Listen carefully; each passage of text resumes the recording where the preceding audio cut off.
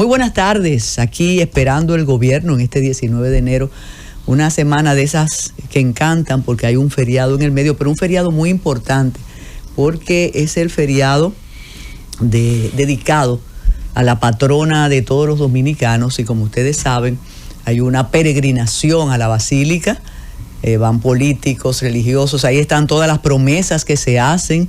Es un día para la fe y también para la política. Por eso aquí conversamos con don Julio, que hay personas que tienen promesas y que van para allá. Entonces él se queda aquí en cabina tratando de valorar la homilía, porque siempre el obispo de la diócesis de Higüey ofrece una homilía. Nada espectacular, no esperemos nada subversivo ni disruptivo. Esa parte de la iglesia está de muy buenas migas con el presidente y con el gobierno, de modo que veremos primero la exaltación a la magna obra de gobierno del presidente y quizás una referencia a lo que está pasando con SENASA, quizás.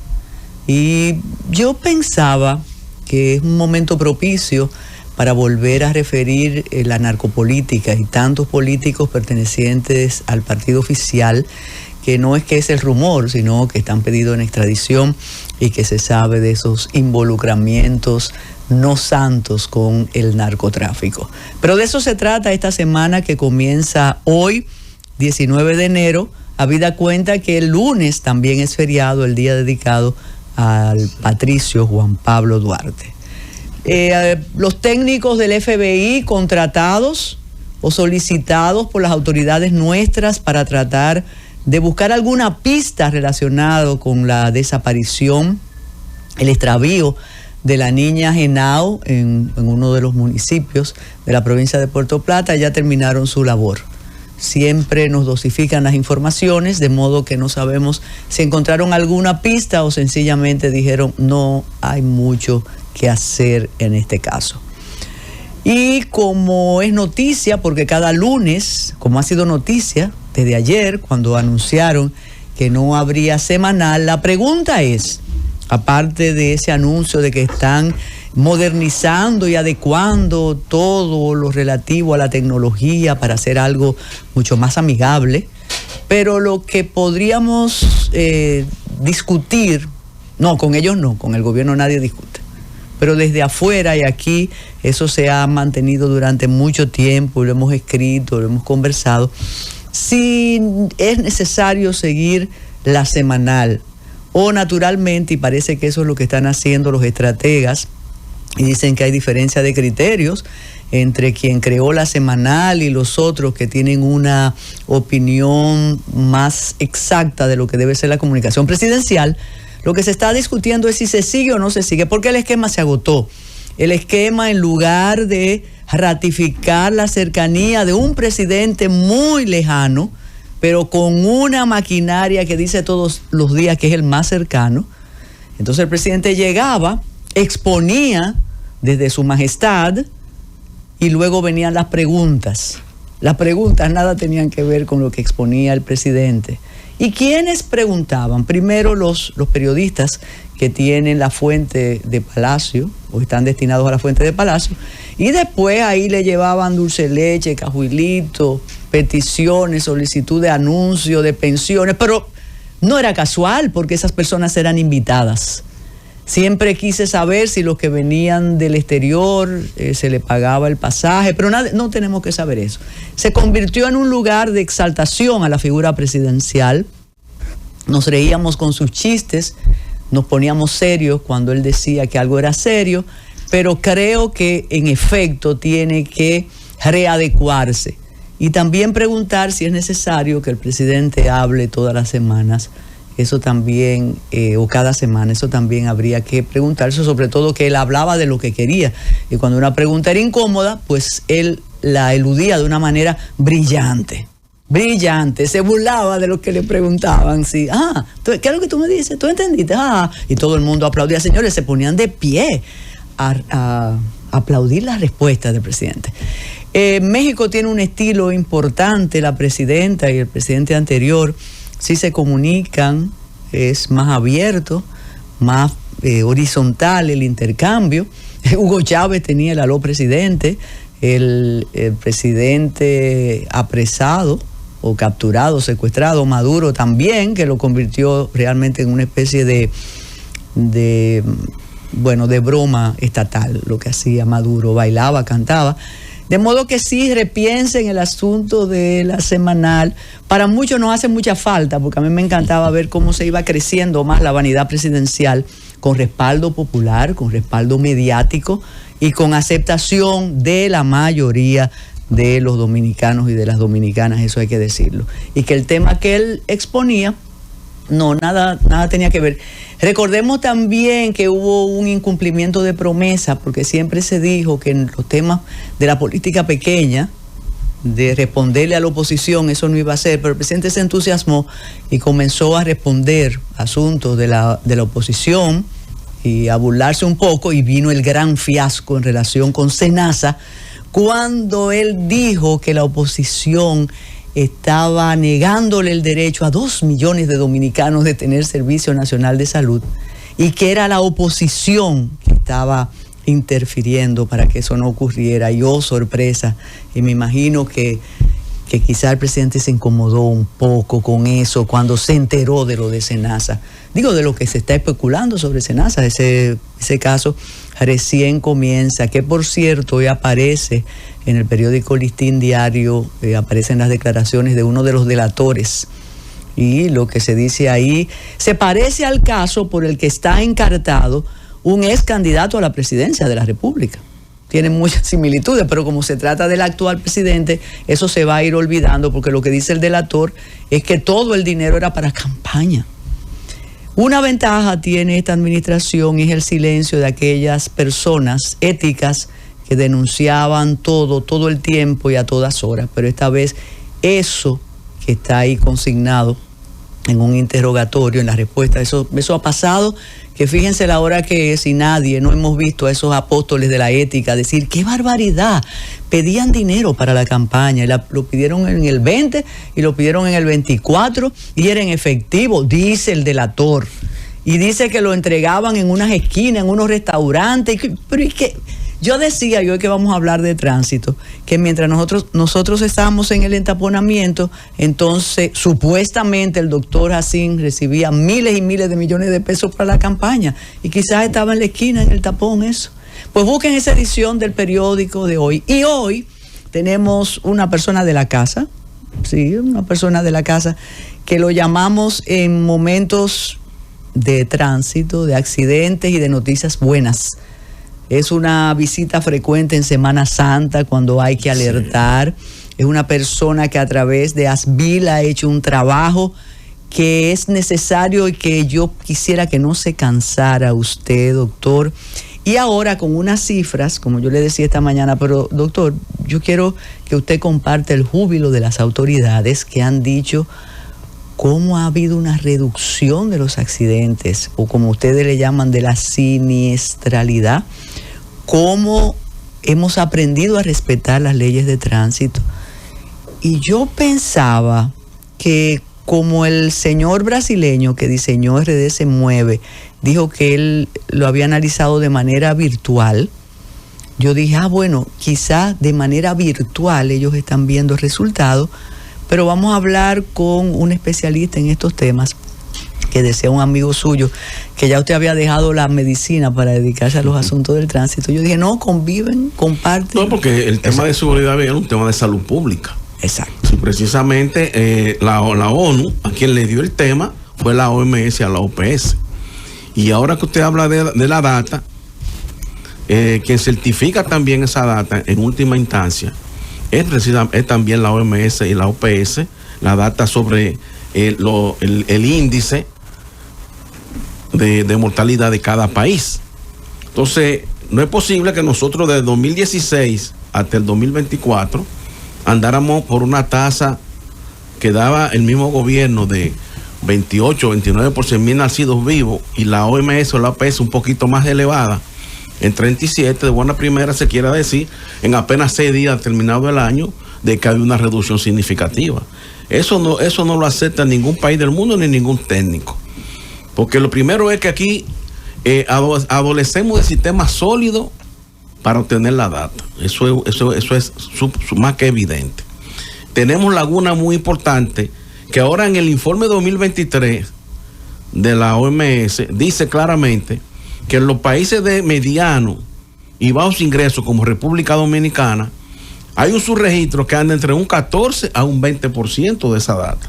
La misma OMS lo ha establecido claramente, porque ellos tienen dos estudios muy importantes que se llaman la carga global de enfermedades y las estimaciones globales de salud. Con estos mecanismos, estas estimaciones, ellos establecen más o menos por dónde debe andar la data de un país en cada una de las situaciones que se presentan. Y siempre han dado a la República Dominicana por encima de un 40 por 100,000 la mortalidad. O sea que no entendemos cómo apenas 6 días después vienen a dar esta data que reflejan una disminución casi de un 30%, que nosotros no la compartimos. Que sería una noticia extraordinaria. Claro. Y siempre que usted ofrece las cifras, y usted conoce la dinámica aquí adentro, hay personas que le objetan y dicen, pero ¿de dónde él saca esta cifra? Y usted lo ha dicho al inicio, y qué bueno que lo ha dicho, que aquí no hay una data que te pueda permitir establecer. No son sólidos no se han solidificado, aunque tenemos la misma ley 4201 de salud, establece cuáles son los mecanismos para establecer la mortalidad de un país, que es una data muy delicada. Por eso se establecen sistemas muy sólidos y muy claros y una serie de mecanismos para usted establecer la mortalidad en cada una de las áreas de la salud. La mortalidad infantil, la mortalidad materna. La mortalidad por accidente de salud. Tiene toda una rigurosidad. Y por ejemplo, con relación a los accidentes de tránsito, hay 2 mediciones que son importantes por ley, que una es las estimaciones de mortalidad por accidente de tránsito, que se establece sobre la base de los certificados de defunción. O sea, Salud Pública coge todos los certificados de defunción que se les reportan por muerte por accidente de tránsito y lo analiza, porque muchas veces no son bien llenados y tienen fallas para establecer claramente esa mortalidad. Pero también existen otras mortalidades que se le escapan, por ejemplo, al observatorio del Intran, que es la llamada mortalidad flotante, que es la que se produce durante el primer mes luego de que una persona es internada por un accidente de tránsito. O sea, usted lo interna hoy, va a una unidad de cuidado intensivo, pero usted puede fallecer a los 15 días. Entonces es una mortalidad que también hay que registrarla. Y también la data mundial establece que si usted, por ejemplo, tiene un accidente, se lesiona un tobillo e ingresa a un hospital por la lesión de ese tobillo, pero usted es diabético, sufre de insuficiencia cardíaca o se contamina en ese hospital por una bacteria, sea una pseudomonas aeruginosa, y usted muere en el hospital, usted no murió por la pseudomonas, usted no murió porque se descompensó la diabetes o la insuficiencia cardíaca, usted murió por ese accidente de tránsito. Fíjese lo complejo que es establecer mortalidad en el tema de los siniestros viales. Entonces yo no creo que sea cierto que aquí se haya reducido cuando la OPS y la OMS dan 4,000 o 4,500 y el país dice que son 3,000, se venga a decir que se redució casi en un 50%, según la data de la OMS, que por unos 2,100 fue que dieron. E inclusive se mencionan a la Junta Central Electoral. La Junta Central Electoral no es el organismo llamado ni facultado por ley para dar data de mortalidad. A ellos les llegan los certificados médicos, pero tienen que estar actualizados y revisados. Usted sabe que eso pasó cuando el COVID, sí, con la diferencia de cifras, porque es lo que usted dice, llega a la Junta el certificado de defunción, o la muerte, pero no puede establecer. No, porque del 2025 no pueden haber llegado. Exacto, entonces mire. Inclusive hay un atraso. Eso le iba a decir. En cuanto a ponerse al día año por año con relación a los certificados médicos. Esa es una pregunta, doctor Ureña. ¿Por qué de repente las autoridades nos ofrecen unas cifras actualizadas cuando en otra ocasión decían que le faltaba la data para actualizar? Y en segundo lugar, ¿qué se ha hecho o qué se hizo para lograr esa reducción? ¿Qué fue lo que se hizo? Bueno, yo note, no he visto qué gran accionar hemos tenido en los últimos años para impactar de manera significativa los siniestros viales.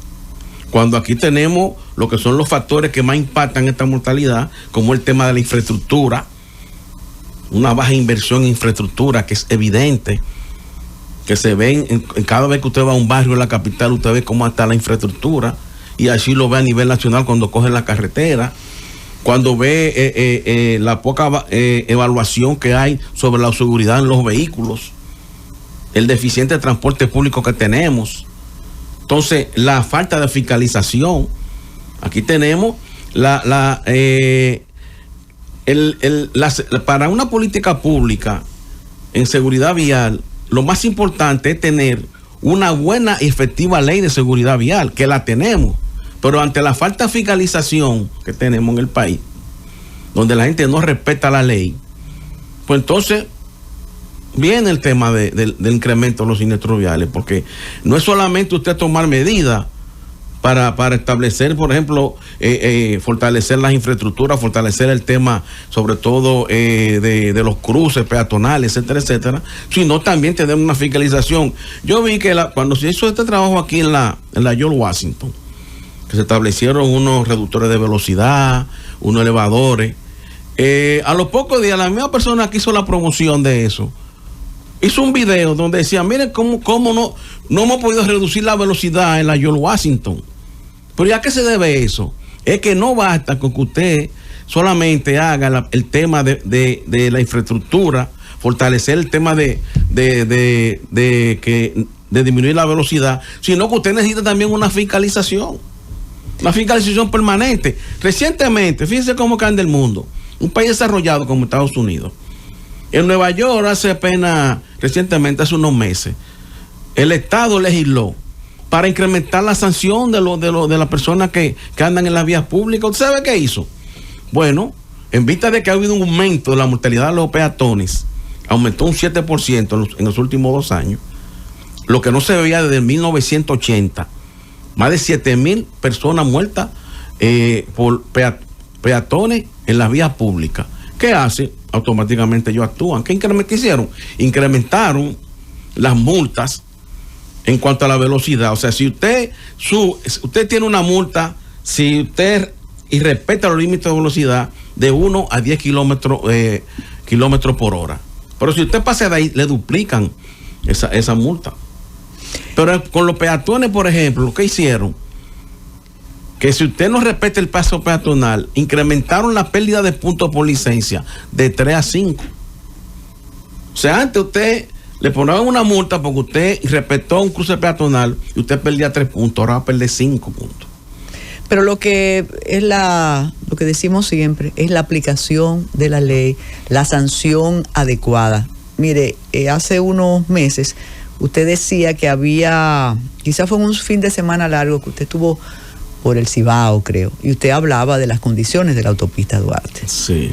Hoy hay varios artículos de opinión que invitan a los funcionarios a ir al metro y ver cómo está funcionando el metro y lo que dicen los usuarios del metro. Pero es mejor transitar por todo el país. A mí me sorprende la cantidad de carreteras y de vías en mal estado. Sí. Los hoyos peligrosísimos para todo el decurso. Y ver cómo no es que el irrespeto es la norma, cómo realmente el caos es la norma. Pero no tienes que ir muy lejos, vas a Santo Domingo Este y lo vas a notar, y vas a cualquier lugar del este o del norte o del sur. Entonces, ¿qué ocurre con las advertencias? Usted mencionó las rampas de la George Washington, sí, que ha sido uno de los desatinos, entre ridículo y desatino. Aquello fue, a mí me tocó ver aquellas camionetas, sí, que subían y bajaban. Ahora tiene sí, ahora sí, más o menos bien, se ve chapucero. Porque la primera vez fue algo... Pero hay algo fundamental, doctor. En el malecón hay un aviso que dice velocidad 35 kilómetros por hora. Sí. Y si usted va a esa velocidad, usted se convierte en objeto de burla. Dale. Y las mismas personas que pueden estar contigo en el vehículo, pero acelera. Entonces, No hay cumplimiento porque no hay sanción, doctor, pero usted no vio el aviso hoy que no se ha pagado el impuesto a la circulación, y eso tiene 3 meses de aviso, y ahora veremos la fila. Sí, ese es un tema, la debilidad que tenemos institucional para la fiscalización.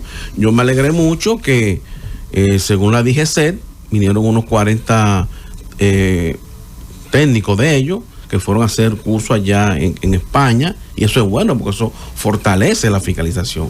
Pero aquí es un tema que hay que trabajarlo a profundidad. Pero es que no lo respetamos, doctor. Sí, porque es que no hemos tenido una cultura de respeto a la ley.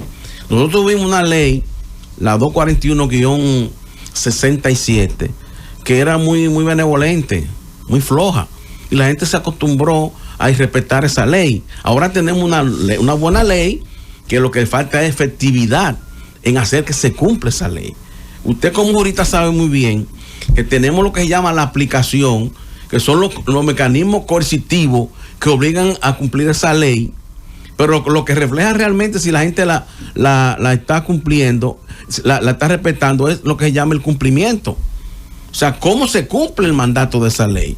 Y aquí nadie cumple los mandatos de la ley, no cumple los límites de velocidad, no cumplen el uso ni siquiera del... Ahí están preguntando por los camiones, incluso esta vez, pero como hay, yo no sé si es silencio o despreocupación. Usted sabe que los días 30, 31 y día 1 hay una restricción para que los camiones circulen, y los días 24... generalmente del 23 hasta el 25. ¿No se cumplió esta vez? Bueno, ellos lo implementaron. Pero no se cumplió. No, porque fíjese que hay algún tipo de camión, de transporte, que son estratégicos. Por ejemplo, el tema de los combustibles. Eso sí. Eso tienen que circular. Pero un camión lleno de piedra no estaba aceptado. Y eso pasó. Entonces, yo lo vi en el normalito. Bueno, es la falta, es lo que estamos diciendo. O sea, es buena la ley, pero no está siendo efectiva porque no se está obligando al cumplimiento. ¿Y cómo se obliga? Con una mayor fiscalización. Yo vi ahora que el diputado Crespo... que fue el gestor de esa ley. Sí, lo veo muy atinada porque tenemos la cuestión esta del mecanismo que tiene Obras Públicas de inspección, que es el auxilio que le da en la carretera, la Comisión Militar y Policial, que tiene una extraordinaria infraestructura. Tiene vehículos en casi toda la carretera y auxilia efectivamente. Entonces, pero eso solamente presta al auxilio a si usted le poncha una goma o si tiene un problema, pero no se usa para la fiscalización. Y eso es lo que él está planteando en esta nueva ley. Ojalá se apruebe. Pero doctor, el propio director de Intran admitió cuando él fue al Senado que él habló como si fuéramos usted y yo hablando. Él dijo que no se aplicaba el artículo que obliga a la inspección vehicular, que ellos estaban buscando asesoría técnica para aplicarlo. ¿Y entonces? Bueno, lo hemos dicho, la falta de los intereses que se mueven alrededor de ese reglamento parece que tiene más fuerza que el mismo Estado. Sí. En Costa Rica se implementó la inspección técnica vehicular e impactó en un 35% la mortalidad por accidente de tránsito. Porque ayer mismo, antes de ayer andábamos de visita a unos familiares y a pocas cuadras encontramos un camión de tal talado que se le salió una goma que no servía, se le salió la goma al camión. Y las otras que estaban en mal estado. Entonces, ¿cómo se permite circular un vehículo pesado en estas condiciones? Que nosotros recomendamos a la gente que por lo menos 100 metros, 150 metros cerca de un camión no se coloque, porque aquí un camión en cualquier momento se le explota una goma, se le van los frenos, y cuando eso impacta a un pequeño vehículo de esto, la mortalidad es desastrosa. Mire, a veces creemos que el problema del tránsito, el caos, es en el Gran Santo Domingo, y eso es un gran error. Es un continuo, y por eso las medidas tienen que ser generales, como toda una ley que es general para todos.